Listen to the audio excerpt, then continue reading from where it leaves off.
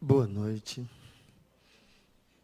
Eu normalmente sou apaixonado por figurinhas e sempre faço a palestra com algumas figurinhas, mas por problemas técnicos eu precisarei mudar um pouquinho do estilo.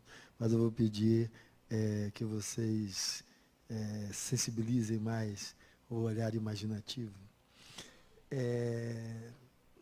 Tem uma coisa que é fantástica. Quando nós somos pequenos, ficamos com medo de ir ao fundo do quintal quando está tudo escuro. Por quê? O básico é o medo do desconhecido. O desconhecimento, o não conhecimento, exerce um poder sobre nós gigantesco. Por isso, a ideia é acender a luz. Mas mesmo quando se fala em acender a luz, e aí diz assim, vai lá no porão, e aí acenda a luz, a gente ainda está com medo, porque ao acender a luz, o que é que eu vou enxergar? Como é que eu vou lidar com o que aparecer ali? É mais ou menos a atmosfera que eu percebo quando nós falamos sobre processos obsessivos. A primeira coisa é, que coisa é essa? Que coisa é essa que estão dizendo que alguém pode me influenciar e me causar mal, alguém que eu não posso ver, tocar, pegar? O que é isso? Alguns são até conhecedores do aspecto da imortalidade da alma. Conhecem teorias, conceitos, descrevendo que após morrer, o que morre é o corpo e algo continua. Alguns trabalhos interessantes foram feitos já mostrando essa realidade. Ian Stevenson ele fez um trabalho com crianças que relembram a vida passada. E aí, então, crianças que chegavam lá e diziam, olha, eu fui fulano, minha mulher foi ciclano, eu morei em tal lugar, meus pais eram ciclano e bertano, e aí, pegando-se essa criança, retornando àquele lugar, a criança chegava lá e reconhecia tudo aquilo. Mostrando indícios, então, de que isso não é só ideia, teoria, isso tem várias demonstrações que conota a essa hipótese uma consistência de realidade. Um outro trabalho feito com cicatrizes, marcas de nascença. A pessoa lá no momento da vida, ela desperta para lembranças de como foi o desencarne passado. Um estouro de uma bomba, e aí ela foi atingida por um estilhaço e morreu em virtude do trauma por causa disso. E quando você vai olhar, está lá no lugar onde o estilhaço atingiu a marca daquele evento ali ocorrido lá atrás. Então, existem alguns indícios para isso. Tem uma outra forma clássica de conseguir entender isso, que é morrendo. Ao morrer, você vai descobrir que não morreu, que continua vivo. Mas essa é extremista, né? Então não sejamos a tanto. Mas vamos entender que, mesmo entendendo, então, que, olhe, existem indícios aí que mostram que algo continua. Para estarmos aqui numa reunião que precede um trabalho de desobsessão, precede, vírgula, não precede, é o trabalho. Eu vou explicar por quê. É porque nós, de alguma forma, estamos entendendo, buscando entender, aceitando, tentando acreditar, acreditando, ou seja, nós estamos levando em conta a hipótese de influência entre mortos e vivos. Mortos quanto ao corpo físico, vivos enquanto espírito. Eles interagindo conosco e nos causando alguma dificuldade. Essa é a hipótese. E veja, como é que isso se estabelece? Isso se estabelece de uma maneira muito tranquila. Vamos entender que as relações entre os espíritos, olhando-as na relação encarnado-desencarnado, não diferem em nada da relação encarnado-encarnado.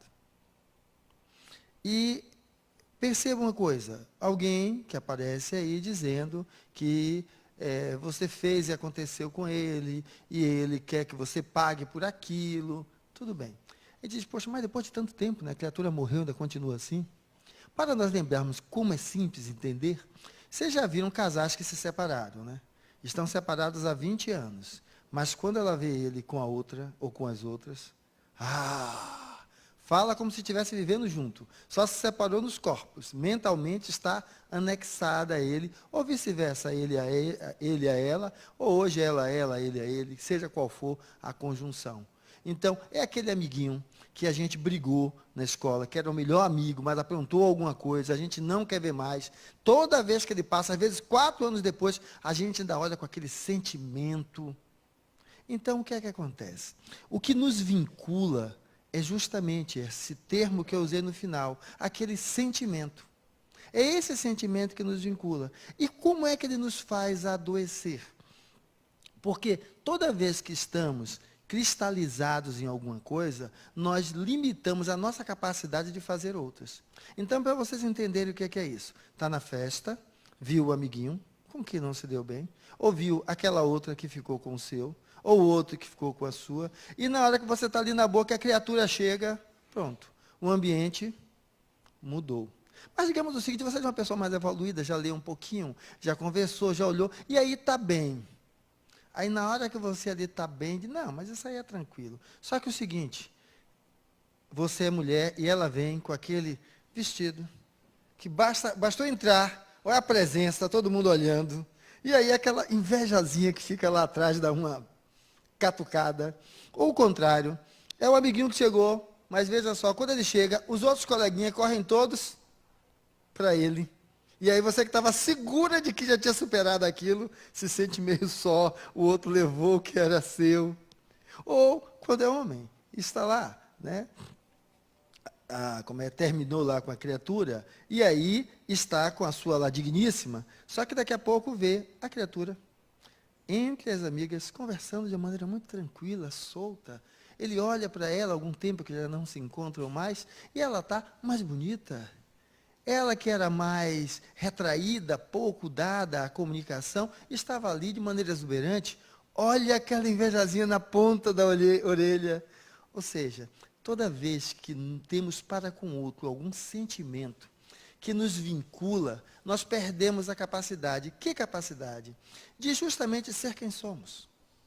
Essa é a dificuldade. Para vocês entenderem por quê.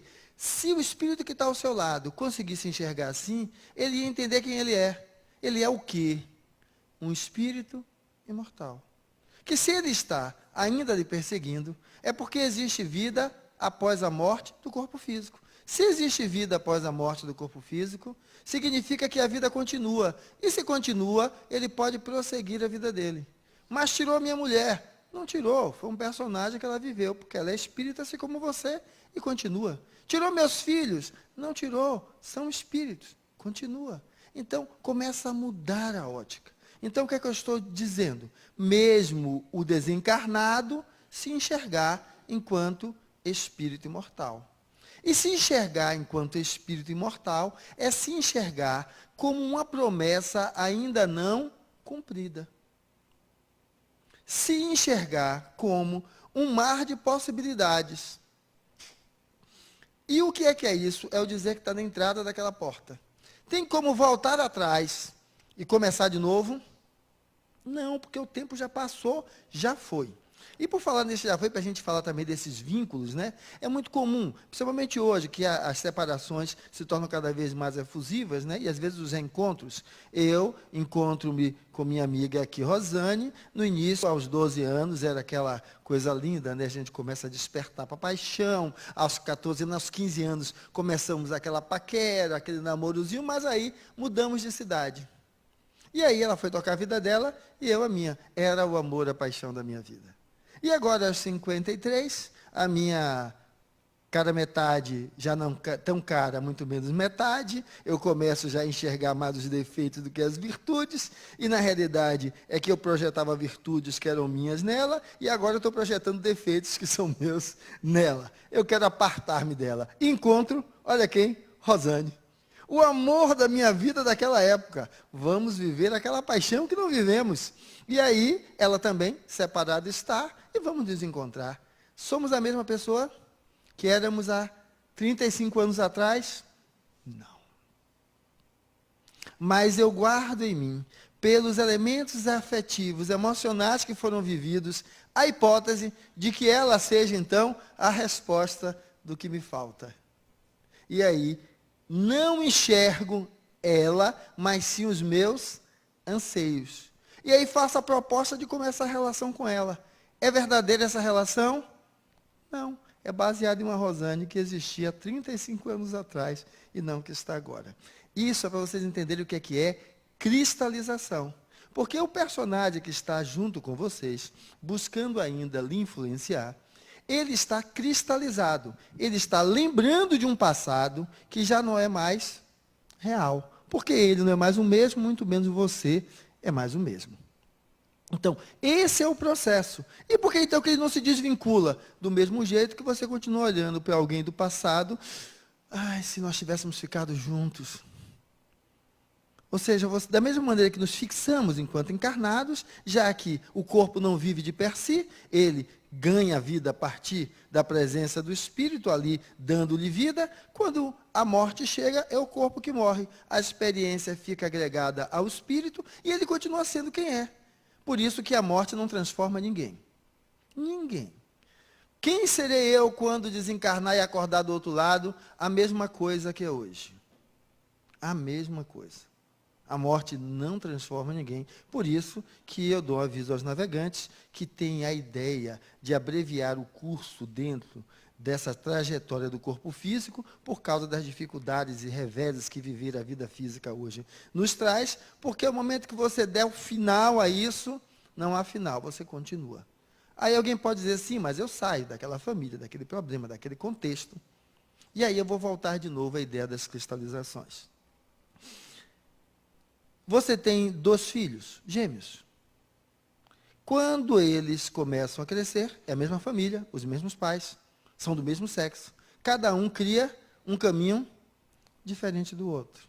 Porque cada um constrói a partir de suas atribuições.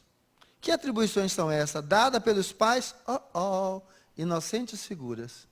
Trazidas do pretérito, das múltiplas vidas já vividas, das experiências armazenadas. Então, quando você coloca ali, cada um vai seguir um caminho diferente.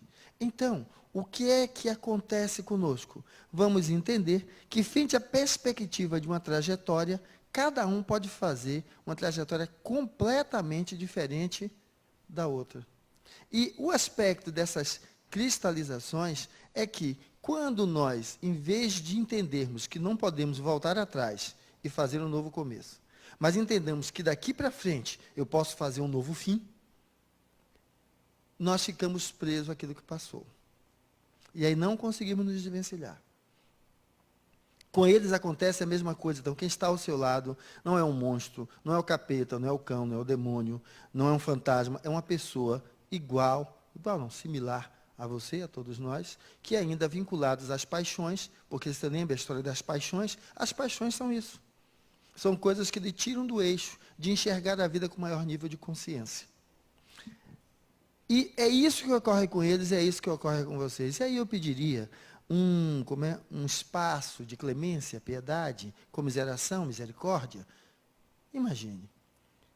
Imagine para você perseguir alguém com tamanha determinação, perspicácia, para causar ao outro o mal.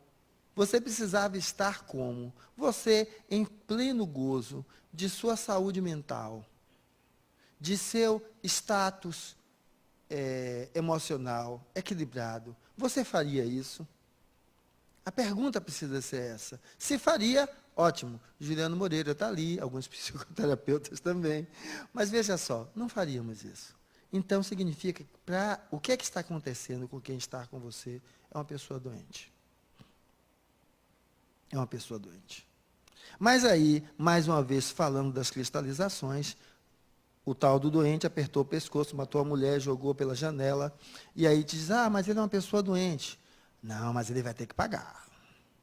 Ele tem que pagar tudo que ele fez. Ele tem que sofrer. A ideia ainda de uma cristalização da tradição judaico-cristã. Crime, culpa e castigo.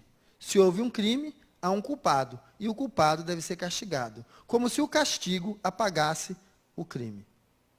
A ideia é que a vida não nos dá castigo. A vida nos dá oportunidade de aprendizado. Então, a ideia é aprender com aquilo que eu estou vivendo. Então, quando algo está se passando comigo, não é um castigo que Deus, que João, que José, não. É a vida me chamando a atenção para algum aspecto que eu ainda não despertei. E como é que eu resolvo isso? Porque alguns gostam de viver na penúria mesmo, ali na dor. Não, faça isso não. Tem tanta gente precisando de quem esteja de pé para dar uma mão, que não seja mais uma mão a estar levantada pedindo o auxílio de alguém. Seja mais uma mão a estar estendida, ofertando o auxílio a alguém. Essa diferença é significativa, porque aquele que entende que pode ser mais uma mão ofertando o auxílio a alguém, não perde tempo perseguindo ninguém. Já aquele que está à espera de alguém que sacie a sua mão levantada, ele, o contrário, se sente o incapaz de fazer isso. E ainda a incapacidade de fazer isso, vai procurar outras coisas para fazer. Uma delas é encobrir essa capacidade perseguindo você. É o chefe incapaz que persegue o seu subordinado, que é mais competente do que ele, para que o brilho da competência do subordinado não apareça, e aí o seu emprego não fique à deriva. Em vez dele se esforçar para melhorar a sua competência, ele se esforça para soterrar a competência daquele que está com ele. Veja, todos esses elementos que eu estou falando são, quando eu vou chamar de cristalizações, é quando você transforma aquilo no sentido, no motivo de sua vida. Então, a pessoa que está com você está tão doente que o sentido, o motivo da vida dela agora é você. Então, ao adentrar naquele salão, de coração, ore por ela. Não escute azoados, barulhos, porque isso são efeitos efêmeros. Imagine que é alguém doente. Ore por essa pessoa. E não olhe no doente como assim, é um doente que precisa de mim, não. É um doente, tão doente como eu posso estar algum dia. E aí, então, possa você orar por ela. Cristalizações, oração, o que é que isso tem a ver com trabalho, que é a nossa temática justamente de hoje.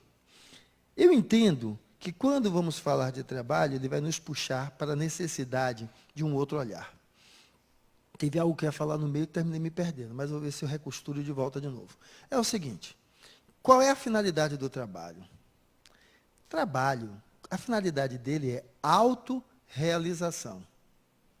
Só que nós vivemos num ambiente onde nós vivemos normalmente aspirando o que é do vizinho.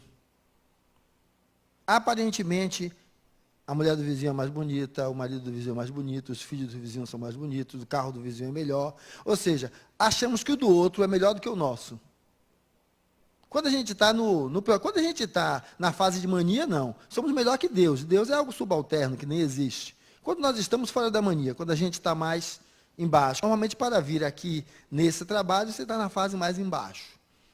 Então, há algo melhor. O que você vê como melhor, só é melhor para você, porque você não está ali vivendo, convivendo, lidando com aquilo. Ah, mas fulana tem uma silhueta, e realmente é até fisicamente linda, fantástica. Mas tem todos os seus problemas psíquicos, como a outra, que é gordinha, baixinha, meio feinha. Porque os problemas são questões inerentes ao ser humano, dentro do contexto da sociedade que existe hoje. Veja só, há um tempo atrás, se consertava as coisas. Uma televisão quebrava, você consertava. O rádio quebrava, você consertava. A geladeira quebrava, você consertava. Hoje estamos numa era líquida, não se conserta nada, apanha tudo e joga fora e compra outro. Tudo bem, quando vamos falar de eletrodomésticos, porque o custo do conserto é mais caro do que a compra de um novo. Mas, da mesma maneira, estamos entendendo que relacionamento é a mesma coisa.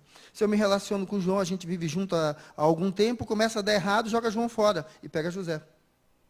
Se eu me relaciono com Maria, começa a dar problema, Maria fora, pega Joana. Eu tenho um filho, mas é muito problemático, joga ele fora. Faz de conta que ele não existe. Se lembra que o que eu comentei no início do processo obsessivo são questões relacionadas a laços emocionais e afetivos? A pergunta é, como se sente o outro no momento em que se vê vítima e elemento do descarte? Porque justamente é esse núcleo afetivo emocional que foi criado e que é destituído desta forma como um desprezo ao outro, é um elemento de vinculação. Quando eu falo do trabalho como elemento de autorrealização, eu comecei a falar da história de como está que do vizinho é melhor, é porque o nosso modelo social começa primeiro a se pautar nessa troca fácil, ou seja, aquela ideia, eu vou encontrar a metade da minha laranja. Quando eu comentei que tínhamos nos conhecido aos 15 anos de idade, uma história hipotética, é lógico, mas deu para entender a incongruência, né?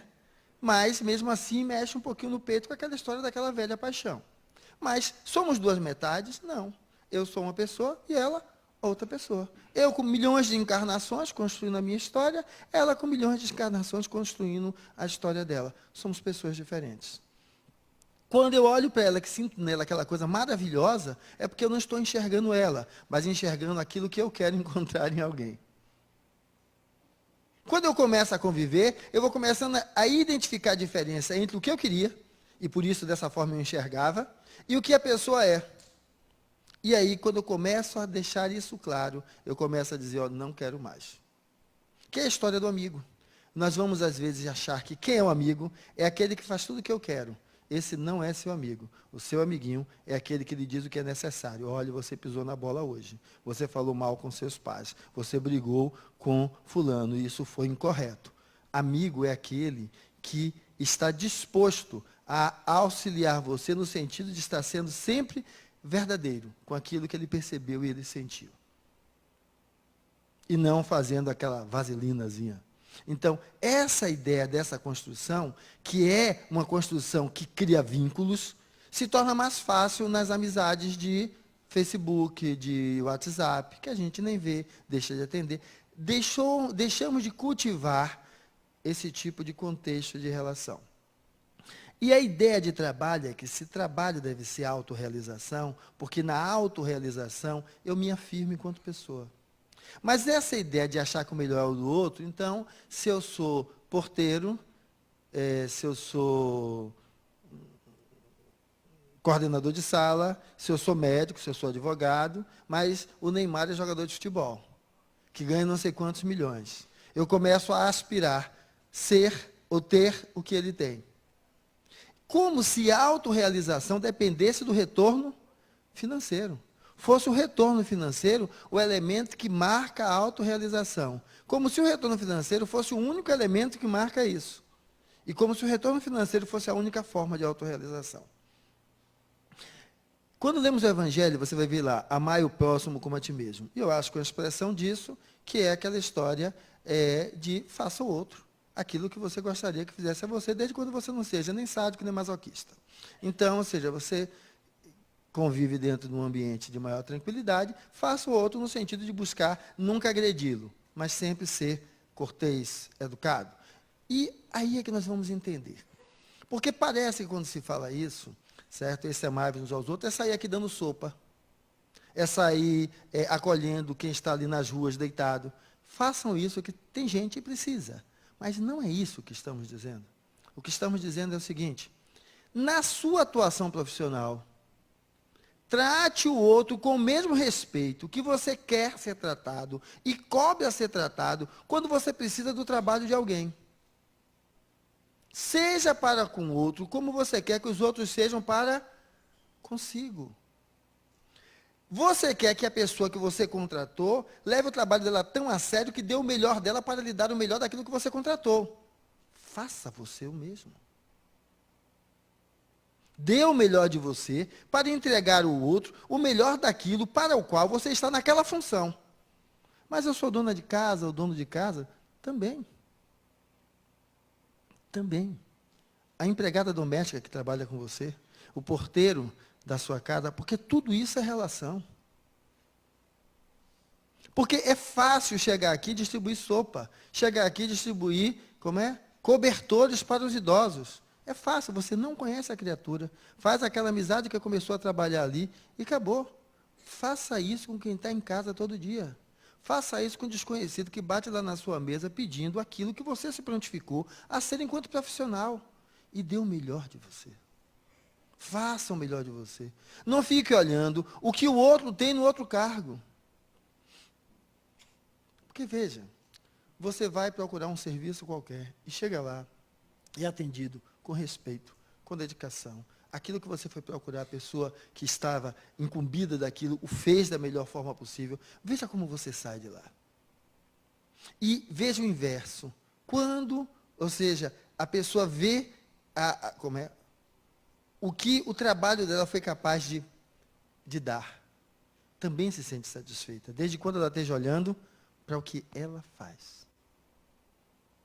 Agora, se eu desmereço o que eu faço e só valorizo dos outros, e aí eu vou voltar àquela mesma brincadeira, a mulher do outro é mais bonita, mais gostosa, a minha sempre tem meus defeitos.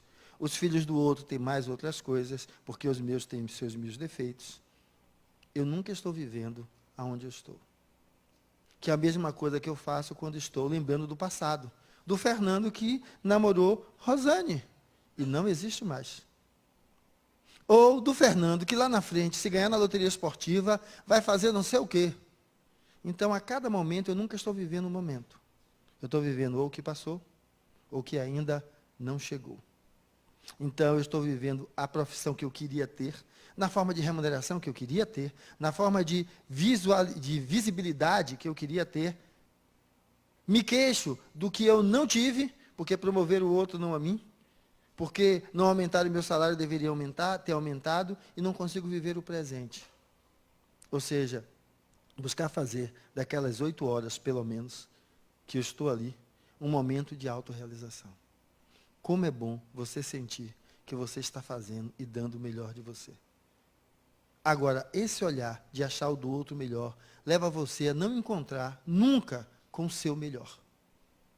E aí vamos ter essa sociedade podre, que vive sempre jogando pedra nos outros, porque é educada a nunca enxergar o melhor. Porque sempre o melhor está numa comparação para com alguém. Alguém que é responsável vai ser um varredor de rua responsável. Vai ser um médico responsável, um advogado responsável, e aí por diante. Agora, quem é irresponsável vai ser um político irresponsável, um médico irresponsável, um advogado irresponsável, um varredor de rua irresponsável. Então, a questão, são classes sociais ou qualificações de formação? Não, é caráter. Então, falar de trabalho como forma de autorrealização é falar de construção de valores edificantes para o espírito. Porque é isso que o espírito leva daqui quando vai para o outro lado. Se você utilizou essa experiência aqui para construir esses valores que o ferrugem não destrói, nem a traça destrói, quando você prossegue fora do corpo, você vai estar aqui perturbando alguém? Você vai perder o seu tempo fazendo isso? Mas como é que eu tenho certeza disso, Fernando?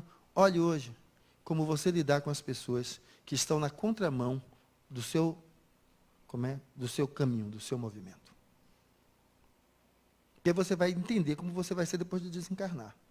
Quando alguém pisa seu pé, eu passo um mês inteiro pensando nisso. Vai desencarnar, vai fazer a mesma coisa. Quando alguém me tomou aquilo que eu tinha, eu tenho vontade de ir matar. Vai desencarnar, vai fazer a mesma coisa. O que eu estou falando, então, é mágico? Não. Identifique como você está, para propor para você alguma possibilidade de mudança. Eu vi aqui ela falando sobre o convite a todos de participar do ciclo de estudos 1, que é o curso básico de Espiritismo. E vocês viram que eu comecei falando sobre a necessidade do conhecimento, para vocês não ficarem à mercê. Porque entendam que o que coloca você à mercê dos espíritos desencarnados é a ignorância. Primeiro, a ignorância, como terminei de falar aqui agora. Se no meu trabalho eu procuro fazer o mínimo possível, não dou o melhor de mim, não estou nem aí para o outro, que energia é que me envolve, que é minha, natural, é uma energia positiva, que auxilia, de bondade, de amor, ou é uma sintonia de egoísmo, de egocentrismo, que não está nem aí para ninguém. Então, nós atraímos os outros pela nossa afinidade, pelo nosso padrão vibratório, que é isso, como nós pensamos, agimos, atuamos. Então, a ideia é que o convite é justamente esse, que eu comecei falando, que isto aqui era o que precedia o trabalho de desobsessão, e aí eu voltei dizendo não precede, é o trabalho, é porque, veja só, com a misericórdia de Deus, caso vocês não possam abrir isso nos seus corações quando entrarem naquela sala, para pedir e verdadeiramente de dentro da alma, orar por aquele, para que ele ilumine e siga o seu próprio caminho, os outros espíritos fazem isso. Porque quem está ao seu lado tem pai, mãe, já teve pai, mãe, amigos, que gostam dele e oram por ele. Entendem também que ele está num momento de ignorância, de doença. E se não são pelas vossas orações, pelas orações dele. O coração dele é tocado, ele desperta, que tem mais coisa aí para fazer na vida do que ficar perseguindo vocês. E eles se deslocam. Só que o que é que acontece? Se eles se deslocam e vocês continuam do mesmo jeito, nós temos mais ou menos uma relação de 6:1, entre encarnados e desencarnados. Você com certeza achará outro, vibrando igualzinho a você, e vai levar para casa. Só vai demorar o quanto tempo é que eu não sei, mas vai levar para casa. Não ficará só. Então, por que é que começa aqui? Porque a desobsessão é isso. É você, o amigo desencarnado vai ser desperto para a sua realidade. E a ideia é que você desperte para a sua. Desperte para a sua. Mude esse padrão, que você vai se sentir melhor.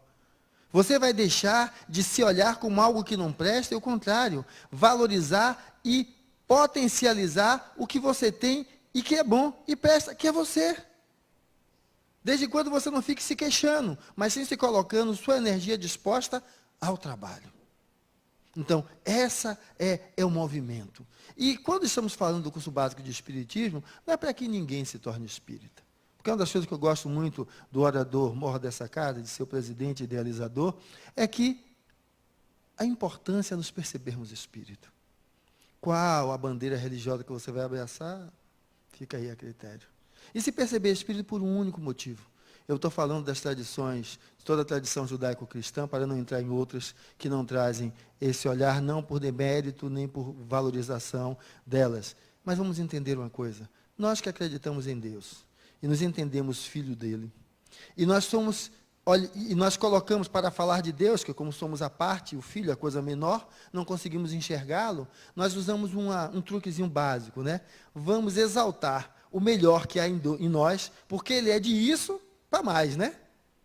Ou seja, ele é muito maior do que nós. Então, se juntar tudo que há de melhor em nós, ele vai disso para mais ainda.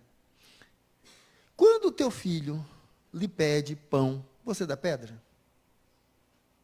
Se dá pedra, está doente ainda, porque também é fase de evolução, né? Mas, o que é que acontece? Você não faz isso. Uma pessoa em sã estado de consciência não dá pedra àquele que lhe pede o pão. Se você é assim, Deus tem que ser mais.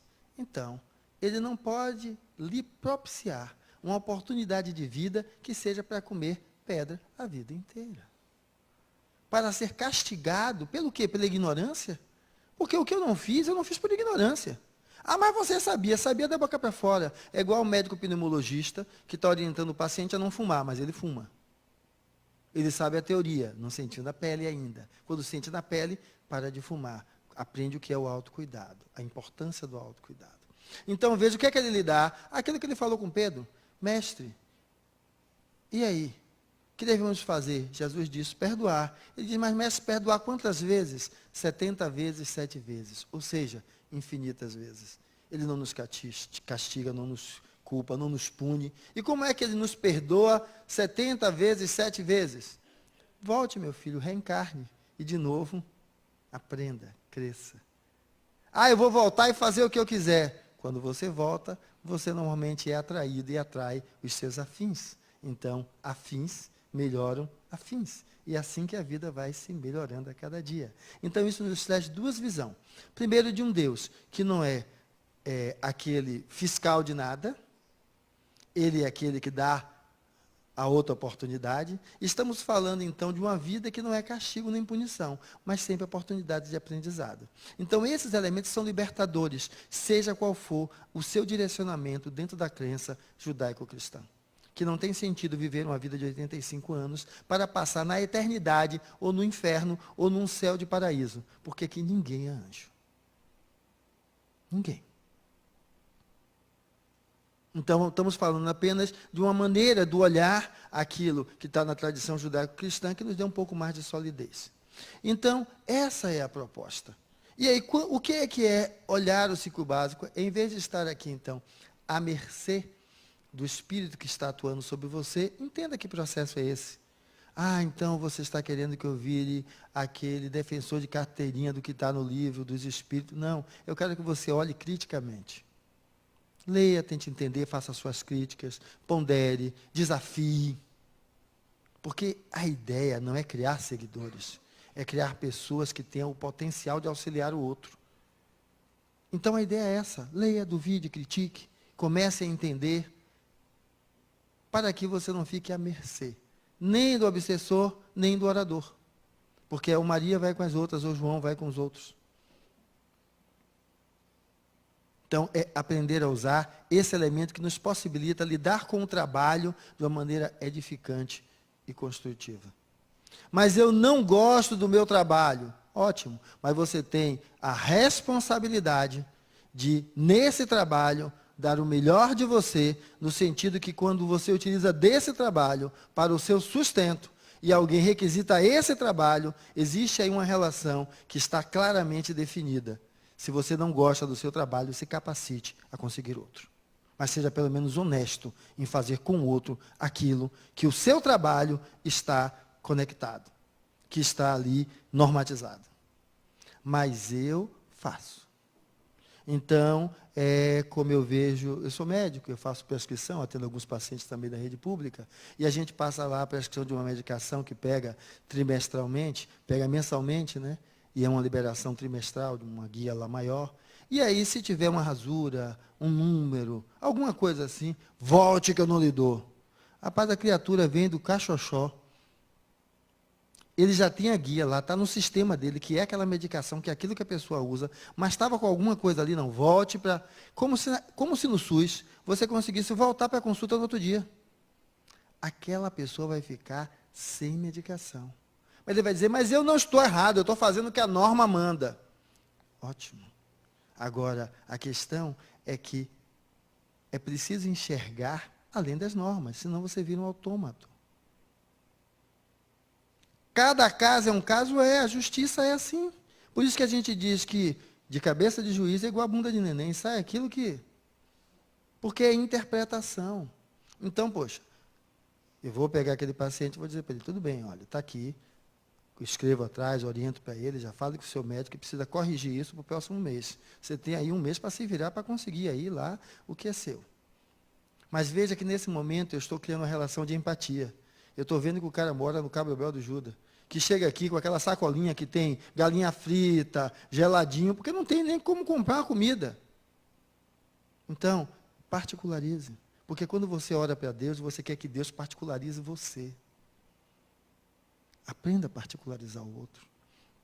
Seja um outro um pouquinho daquele Deus que você está. E aonde? No seu trabalho. É no seu trabalho.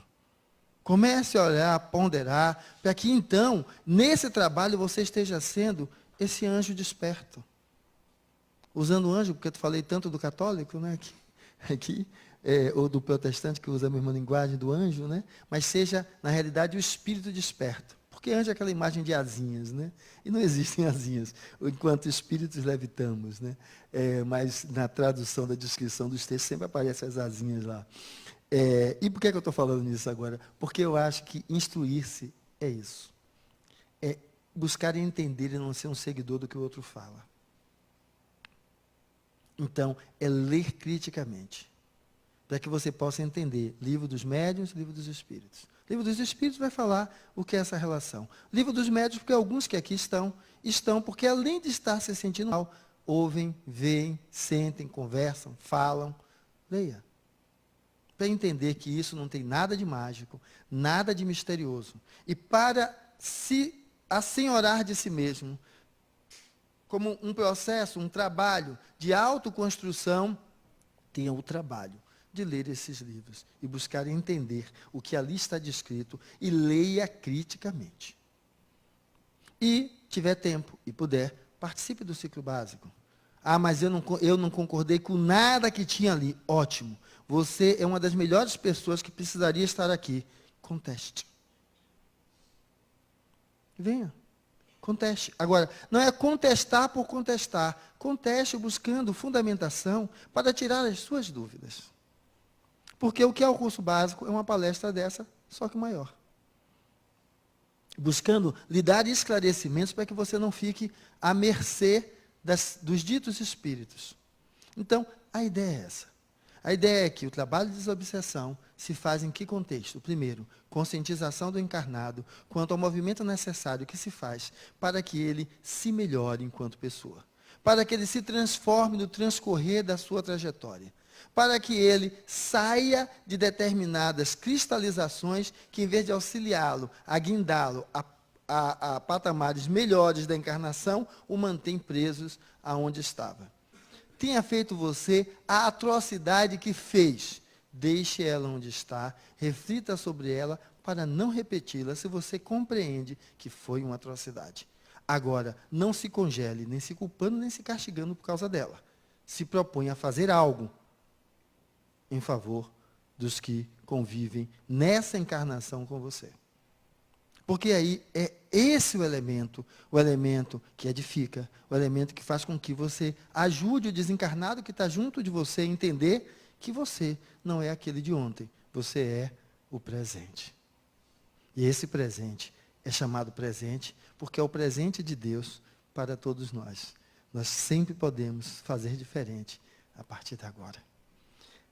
E esse fazer diferente a partir de agora, só para dar um fechamento nisso, é preciso também o discernimento, porque alguns vão viver para o agora, que é diferente de viver no agora. Quem vive para o agora, destrói tudo que tem para viver o que está sentindo agora. Detona todo o dinheiro numa aposta, todo o dinheiro na cachaça, todo o dinheiro na luxúria, toda a sua energia em exterminar a vida de alguém, gasta tudo ou seja, para o agora. O que importa é esse momento. E quem vive no agora é diferente. Como eu estou. Eu vivo como estou. Aonde vamos entender que o estou é o que sou naquele momento. Porque somos seres mutáveis. E aí eu vivo aquele momento. E não pensando no ontem, no amanhã. Se eu estou aqui na palestra, esteja aqui, não esteja pensando em casa. Não esteja pensando no trabalho. Para que você possa aurir o que a palestra pode trazer a você. Se estiver no trabalho, se concentre no trabalho. Aí se acontecer alguma coisa, notícia ruim chega rápido. E as boas também. Porque quando você está se colocando de maneira inteira naquilo, você está com a cabeça livre e não perturbada. Então, tanto chegam conexões para revelar coisas que precisam de sua participação, como para também revelar coisas boas que ali também aconteceram e estão presentes. Isso é o que a gente vai chamar de sintonia. Então, é preciso perceber essa diferença para que possamos sair dessa fluidez. A fluidez que troca tudo. A fluidez que troca de lugar. E aí é o mesmo contexto. Esse lugar não me serve. Vamos trocar por outro. Troque, se sentir um outro melhor. Porque você deve estar onde seu coração se sente bem. Agora, se você notar que você fica pulando de lugar em lugar, pare um pouquinho e perceba se não é você que tem um assento inquieto. E aí busque parar no lugar e, em vez de criticar, buscar compreender esse lugar. E perguntar, mas é o pior dos lugares. Pergunte, qual é o convite que a vida me faz ao me atrair a esse lugar. Teve um homem maravilhoso que fez isso, encantador, que se chama Assis. Desperto no meio da igreja, com tudo aquilo que era a época, em vez de querer destruir a igreja ou criticar a igreja, se fez de exemplo. Mostrando que construímos muito mais quando ensinamos o outro através do que fazemos, do que apenas como ficando a apontar o erro dos outros, o que o outro não fez, paralisado no mesmo lugar, sem fazer mais nada. A trajetória dele, que então traz consigo os estigmas do Cristo nas mãos e nos pés, que foram os cravos com os quais foi crucificado, ou seja, a marca desses escravos, é, talvez, a meu ver, a transcrição de fazer do exemplo o meu caminho, que foi o caminho dele. E que possamos, então, ver como você pode fazer da sua vida um exemplo. fazer da sua vida um caminho, para ensinar aos pequeninos que a gente pode fazer diferente. Ensinar não é enfiar a cabeça dentro, é ensinar pelo exemplo. E é isso que a vida nos convida quando nos convida ao trabalho, porque todo trabalho é sacrifício. Porque fazer o que eu disse aqui não é fácil. Você está no seu pior dia. Aquela pessoa que chega para você atender, está jogando em cima de você tudo que não presta, porque ela já teve não sei quantos contatos miseráveis, e você apenas será mais um. E na hora você precisa respirar fundo e entender o que é sacrifício. Sacrifício não é sofrimento. Sacrifício é entender a sua responsabilidade com aquilo que você precisa. É como eu, quando atendo alguém que já teve familiares doentes, com alguma implicação por erros médicos, que todo profissional erra, e médico também, não é santo, mas aí a pessoa já me chega com toda uma agressividade, e que se eu entendo o que é realização com o trabalho, a realização se faz compreendendo o outro que a mim vem. E aí, a partir daí, eu tenho que respirar fundo, ouvir o outro, entender a dor do outro e buscar dar o melhor de mim.